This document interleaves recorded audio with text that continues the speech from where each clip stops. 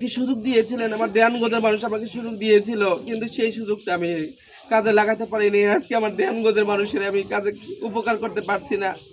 আজকে দেখেন 10-5 টাকা মানুষের কাছে নিয়ে আজকে জীবন জীবিকা করতাম, সেই মানুষ যখন আজকে জনগণ আমার একটি জায়গায় বসাইছে, সেই ভিক্ষাবৃত্তিতে কি ফিরে যাব? আমি আমার এলাকার মৌলিক অধিকার আদায় করতে চাই, আমার জনগণের মৌলিক অধিকার আদায় করতে চাই। আপনাদের কাছে দাবি, আমার সাথে অন্যায় করা হয়েছে, আমার পদটি পুনর্বহাল করুক, মানুষের সেবা দান করার জন্য সুযোগ করে দেখ। মাননীয় প্রধানমন্ত্রীর কাছে দাবি, আমি মাননীয় প্রধানমন্ত্রী সহ, রাষ্ট্রপতি সহ, সেনাপ্রধান সহ, স্থানীয় সরকার মন্ত্রণালয় সহ, দেশি বিদেশি যে সকল গণমাধ্যম আছে, আমি 50টি দপ্তরে আমার এই আকুল আবেদন জানাইছি যে আমার সাথে অন্যায় করা হয়েছে। আমি উপস্থিত ছিলাম, সকল ডকুমেন্টস দিয়ে আমি তাদের কাছে আবেদন করেছি।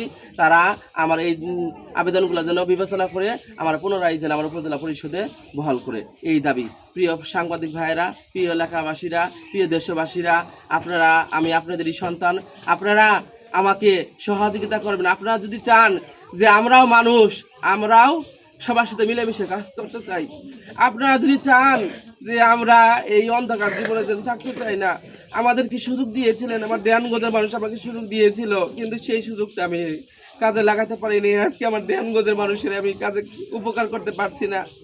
আজকে দেখেন 10-5 টাকা মানুষের কাছে নিয়ে আজকে জীবন জীবিকা করতাম, সেই মানুষ যখন আজকে জনগণ আমার একটি জায়গায় বসাইছে, সেই ভিক্ষাবৃত্তিতে কি ফিরে যাব? আজকে যদি এত সুন্দর একটা জায়গায় জনগণ আমাকে দায়িত্ব দিয়ে বসাইলো, সেই দায়িত্ব মতন আমি কাজ করতে পারতাছি না।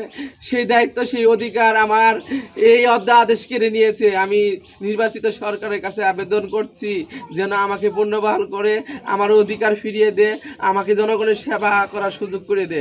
এটাই আমার সরকারের কাছে অনেক অনেক দাবি। সরকার ইচ্ছা করলে অনেক কিছু করতে পারে, সরকার ইচ্ছা করলে আমাকে রাখতেও পারে, নাও রাখতে পারে।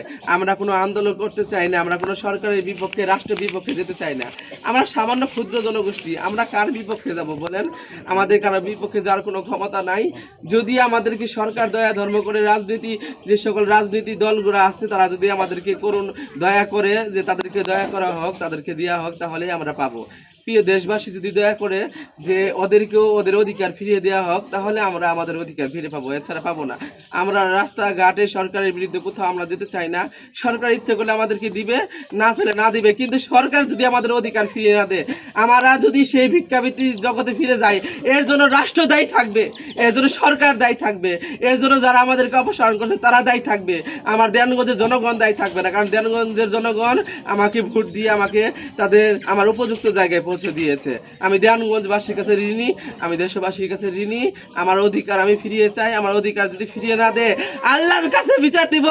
সেই কাল হাসর ময়দানে আল্লাহর কাছে তাদের হিসাব দিতে হবে, কারণ আমরা চুরি করে পার হয়নি, কারো উপরে ভোর করে পার হয়নি, কোনো নেতাকর্মী করে হাত পাও ধরে পার হয়নি। জনগণের সরাসরি ভোট দিয়ে আমাকে নির্বাচিত করেছে, সেই জনগণের ভোটে আমি নির্বাচিত হয়েছি।